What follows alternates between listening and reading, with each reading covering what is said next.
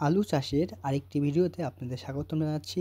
আজকের ভিডিওতে আমরা আপনাদের দেখানোর চেষ্টা করব যে আলু চাষের দ্বিতীয় স্প্রেতে আপনারা কোন কোন ওষুধগুলো ব্যবহার করবেন এবং কেন ব্যবহার করবেন।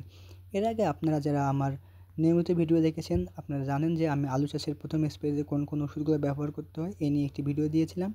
আজকের ভিডিওতে আমি আপনাদের দেখাবো যে আলু চাষের দ্বিতীয় স্প্রেতে আপনারা কোন কোন ওষুধগুলো ব্যবহার করবেন।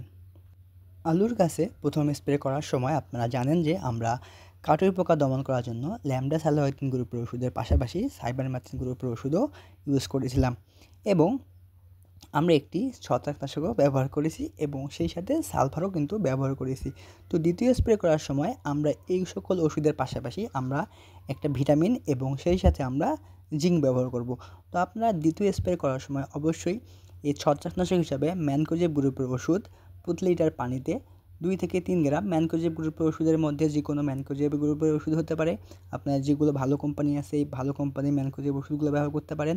এর পাশাপাশি অবশ্যই আপনারা সালফার, যেটা থিওভিট বা কুমুলাস নামে পরিচিত, এই সালফার এবং এইটা প্রতি লিটার পানিতে 3 গ্রাম এবং এর সাথে অবশ্যই সিলিটেড জিঙ্ক, যেটা হচ্ছে পানিতে দ্রবণীয়। এই সিলিটেড জিঙ্ক প্রতি লিটার পানিতে 1 গ্রাম এবং এর সাথে নাইট্রোবেনজিন সমৃদ্ধ একটি পিজিআর বা ভিটামিন আমরা ব্যবহার করব। এই ভিটামিনের মধ্যে আমরা ফ্লোরা ব্যবহার করব।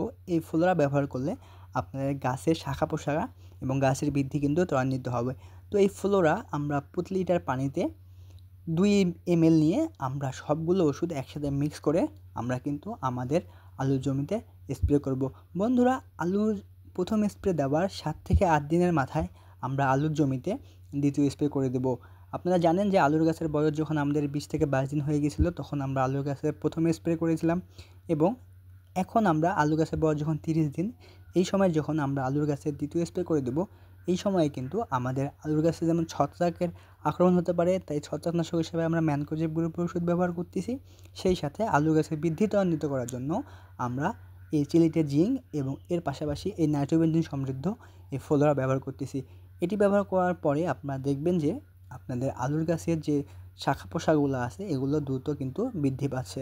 তো আপনারা চাইলে কিন্তু আপনার জমিতে এইভাবে এইরকম ডোজের ওষুধগুলো ব্যবহার করতে পারেন। আলুর গাছের দ্বিতীয় স্প্রে কিন্তু অত্যন্ত গুরুত্বপূর্ণ, কারণ জানুয়ারি মাসে কিন্তু কখনো কখনো ঘন কুয়াশা পড়ে যেতে পারে। এই ঘন কুয়াশা দেখা দিলে অবশ্যই আপনারা এই ম্যানকোজেবের মাত্রা কিন্তু বাড়িয়ে দিতে পারেন। সেক্ষেত্রে আপনারা 3 থেকে 4 গ্রাম পর্যন্ত কিন্তু ম্যানকোজেব নিয়ে আপনার জমিতে স্প্রে করবেন। আমরা অনেকেই ভুল করি যে এই সময়ে দেখা যায় যে এই ঘন কুয়াশার ফলে অনেকে ম্যাটাক্সিল অথবা সাইমোক্সালিন গ্রুপের ওষুধ কিন্তু স্প্রে করে, এতে করে কিন্তু গাছের গ্রোথ কমে যায়। তো এই ভুলটি আপনারা অবশ্যই করবেন না এবং আপনাদের গাছের এই গ্রোথকে ত্বরান্বিত করার জন্য আমরা কিন্তু এই দ্বিতীয় স্প্রেতে একটা পিজিআর এবং সেই সাথে জিঙ্ক কিন্তু অবশ্যই আমরা ব্যবহার করব। এতে করে আমাদের গাছের যে স্বাভাবিক বৃদ্ধি আছে সেই বৃদ্ধিতে কিন্তু ত্বরান্বিত হবে। তো আলু চাষের A to Z সকল তথ্য ও পরামর্শ আমার এই চ্যানেলে দেওয়া আছে এবং আপনাদের যদি কোনো মতামত দেওয়া থাকে সেটাও অবশ্যই আমাকে কমেন্ট করে জানিয়ে দেবেন। আপনাদের সবাইকে অসংখ্য ধন্যবাদ।